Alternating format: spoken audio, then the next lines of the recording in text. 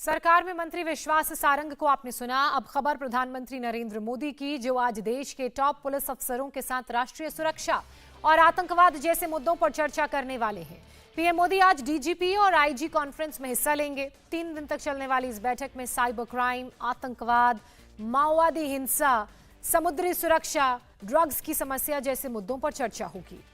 बैठक में अभी अर्धसैनिक बलों के चीफ के साथ साथ एनएसए अजीत डोवल भी हिस्सा ले रहे हैं।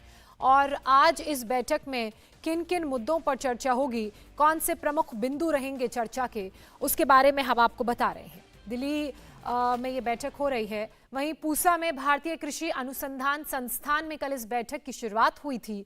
कल गृह मंत्री अमित शाह ने भी बैठक को संबोधित किया था और आज प्रधानमंत्री नरेंद्र मोदी इस बैठक में शामिल होंगे। पीएम मोदी बैठक में कल भी मौजूद रहेंगे। 2014 में पीएम बनने के बाद मोदी हर साल इस बैठक में हिस्सा लेते हैं। पीएम मोदी केवल औपचारिक तौर पर ही इसमें शामिल नहीं होते, बल्कि वो सभी अहम सेशंस में पूरे समय मौजूद रहते हैं। कृषि से हर दिन, हर महीने, हर साल, इतना ही नहीं आपके रिटायरमेंट के लिए भी पैसे कमाना है, फिर देरी किस बात की। फ्रीडम ऐप को अब भी डाउनलोड कीजिए। इस दौरान सभी सुझावों को गंभीरता से सुनते हैं। नए आइडियाज पर खुली चर्चा को पीएम बढ़ावा भी देते हैं।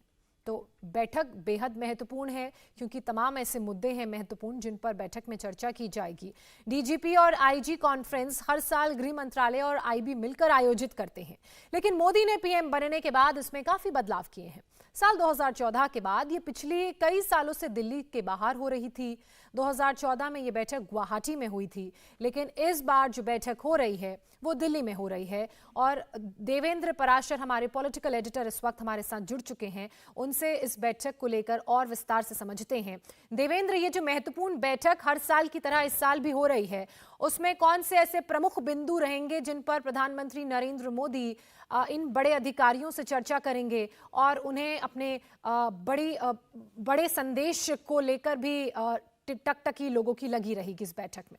सुरक्षा से जुड़े हर पहलू पे इसमें चर्चा होनी है। चाहे आप नेपाल, जैसे कल चर्चा हुई, नेपाल और म्यांमार के साथ जो भू सीमा लग रही है, वहाँ आतंकवाद को लेकर, नक्सल को लेकर, अर्बन पुलिसिंग में कैसे इंप्रूवमेंट करना है, पुलिस का इंफ्रास्ट्रक्चर, पुलिस व्यवस्था किस प्रकार से होना चाहिए अगले 10 सालों के अंदर, उसमें किस प्रकार का होना चाहिए, जम्मू कश्मीर के संदर्भ में, नॉर्थ ईस्ट के संदर्भ में या नक्सलवाद के संदर्भ में जिस प्रकार की सुरक्षा बलों की और पुलिसिंग की उपलब्धियां रही हैं।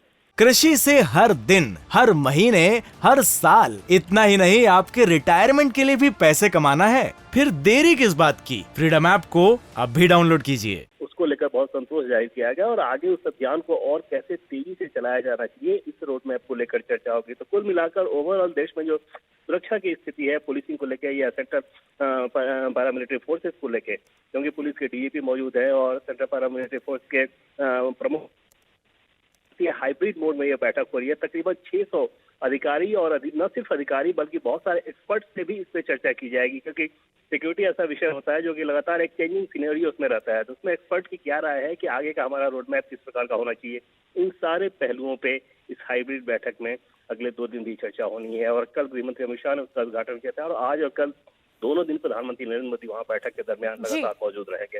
जी, बहुत शुक्रिया देवेंद्र आपका तमाम जानकारी के लिए। तो डीजीपी कॉन्फ्रेंस का आयोजन हो रहा है। कल अमित शाह ने यहाँ लोगों को और जो सीनियर अधिकारी हैं उन्हें संबोधित किया था। आज प्रधानमंत्री नरेंद्र मोदी मौजूद रहेंगे, कल भी वो इस बैठक में मौजूद रहेंगे। और सिर्फ मौजूद ही नहीं रहेंगे, जो अलग अलग सेशंस होते हैं उनमें बहुत विस्तार से सेशंस में बातों को वो सुनते हैं, साथ ही अपनी राय देते हैं। इंडिया टीवी हर वक्त हर जगह डाउनलोड करने के लिए सर्च करें India TV news Google play store या ऐप स्टोर पर।